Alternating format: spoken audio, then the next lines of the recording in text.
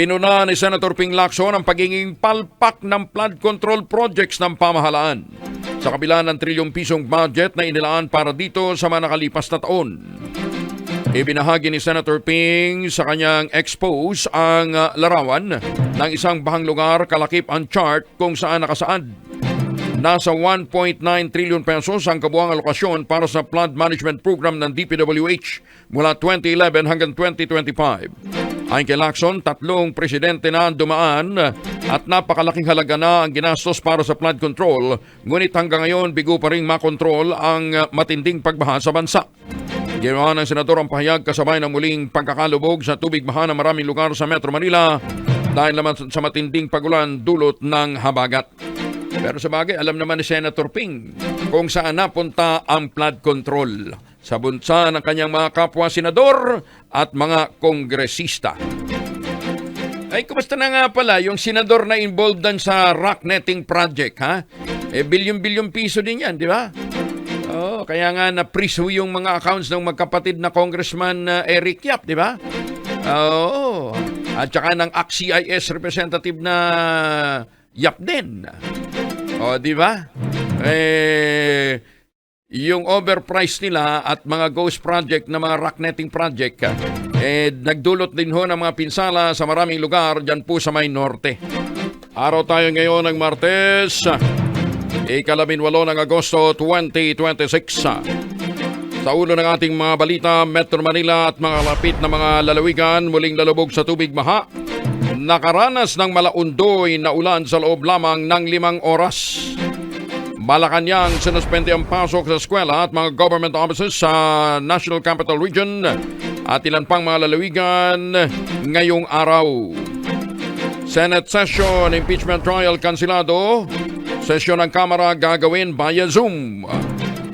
Disbursing officer ng Office of the Vice President, kinumpirmang si VP Inday Sarang nag-utos na i-encash at ibigay kay Colonel Achika ang 125 million pesos na confidential fund. Focus crime sa National Capital Region bumaba ng halos 60% ngayong Agosto. Bisita sa birthday party na Marel. Isang patay, isang sugatan sa Batangas. Radyo natin nationwide.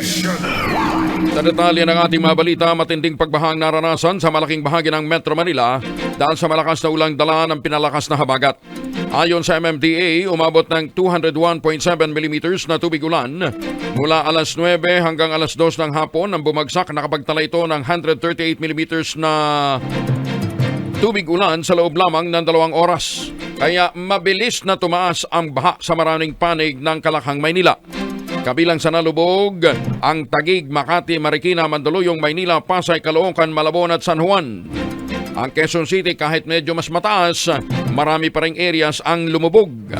Umabot naman sa critical level na 13.88 meters ang San Juan River, habang itinaas sa ikalawang alarma ang Marikina River matapos sumampa sa 16.7 meters ang level ng tubig. Sinuspindi naman ng Malacanang ang klase sa Metro Manila pati government work kahapon dahil sa matinding mga pag-ulan.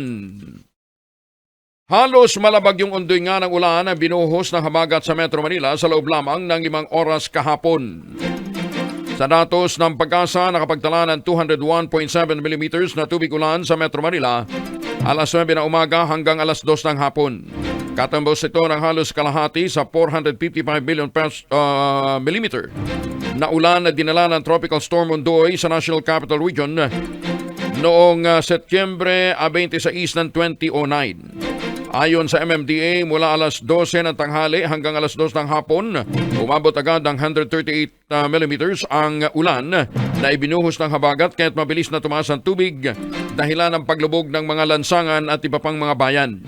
Kaugnay nito, agad na nag-deploy ang MMDA na flood control personnel para linisin ang mga drainage system at mabilis na mapahupa ang baha. Umakyat na sa 27 ang bilang ng mga namatay dahil naman sa malawakang pagbaha, pagguho ng lupa at pagkasira ng infrastruktura bunsod ng pinalakas na habagat. Ayon sa Philippine National Police, bukod sa mga nasawi, may 18 sugatan, dalawa naman ang nawawala.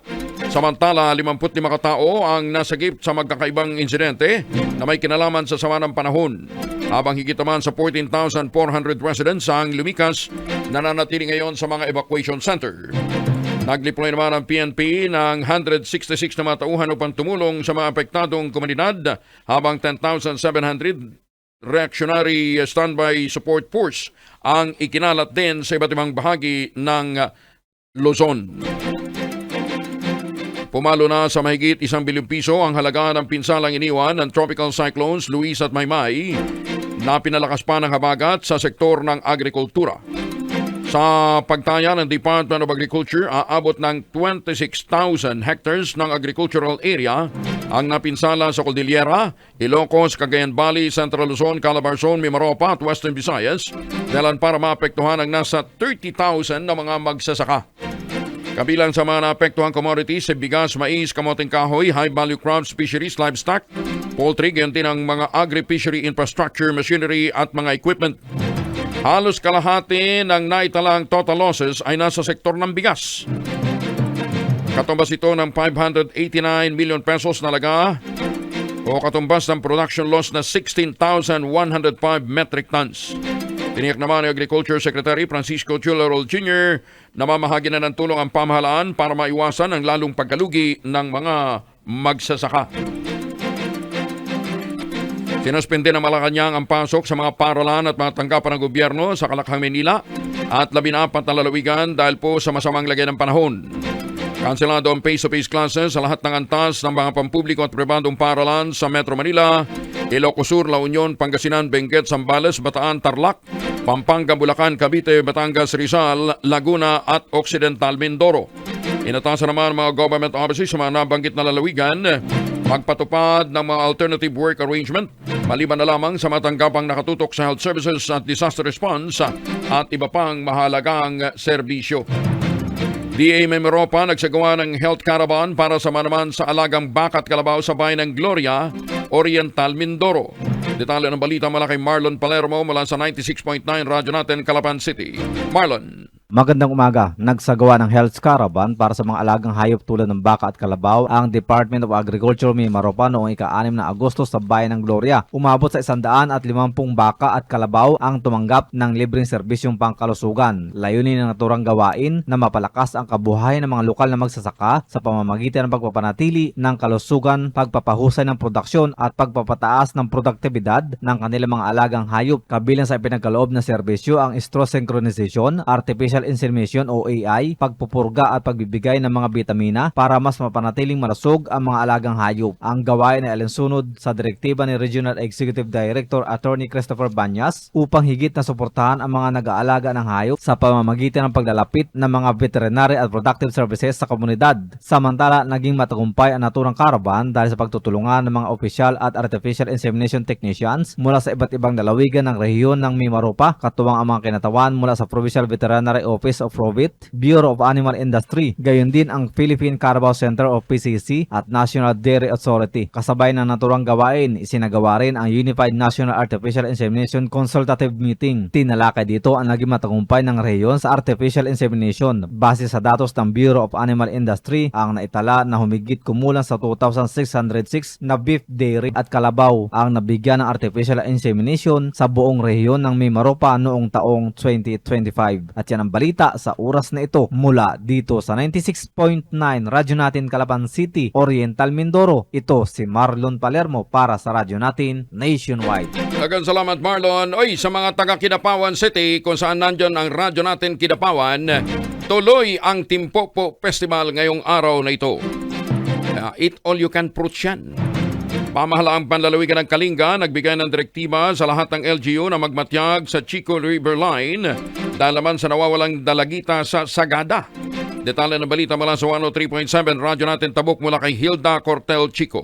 Naimbang na bigat, Hilda. Naimbag na bigat, naglabas na nga ng direktiba si Governor James S. Eduba sa lahat ng kaugnay na lokal na unit ng pamahalaan dito sa probinsya ng Kalinga na palakasin ang pagbabantay at pagsubaybay sa kahabaan ng Chico River Line kaugnay ng naiulat na pagkawala ni Sofia Isabel Magalgalit Oria, ang dalagita na nawawala mula sa Sagada Mountain Province. Sa pamamagitan ng Memorandum Order Number 407 Series August of 2026 ay inutusan na ang lahat ng mayor ng lungsod at munisipyo, maging ang MDRRMO, CRRMO, punong barangay, BDRRMCs at lokal na response team na mahigpit na subaybayan ang mga anyong tubig sa kani-kanilang nasasakupan. Dumating ang direktiba kasabay ng posibilidad na ang nawawalang individual ay maaaring nahatak ng agos ng tubig matapos ang kanyang naiulat na pagkawala noong 8 ng Agosto, taong kasalukuyan. Kaya hinimok ang lahat ng kaugnay na tauhan na maging mapagmatsyag at agad na iulat ang anumang nakitang bagay, impormasyon o kaugnay na insidente sa mga kinauukulang otoridad, lalo na sa PDRRMC Emergency Operations Center upang agad na maaksyonan. Matatandaang nawawala si Sofia Oria mula sa Gada 1 linggo na ang nakakaraan. Nitong Biyernes nga ay dumating na din si Zuma kasama ang kanyang handler, ang Wonder Dog na tumulong din sa paghahanap sa mga natabunan sa Baguio City upang tumulong na rin sa paghahanap sa nasabing dalagita. Mananatiling ipatutupad ang pagmamatsyag sa lahat ng ilog dito sa probinsya hanggang sa mapagpasyahan ng pamahalaang panlalawigan na itigil ito. At yan ang ulat mula rito sa 103.7 Radyo Natin Tabuk. Ito si Hilda Cortel Chico para sa Radyo Natin Nationwide. Salamat Hilda Josegina.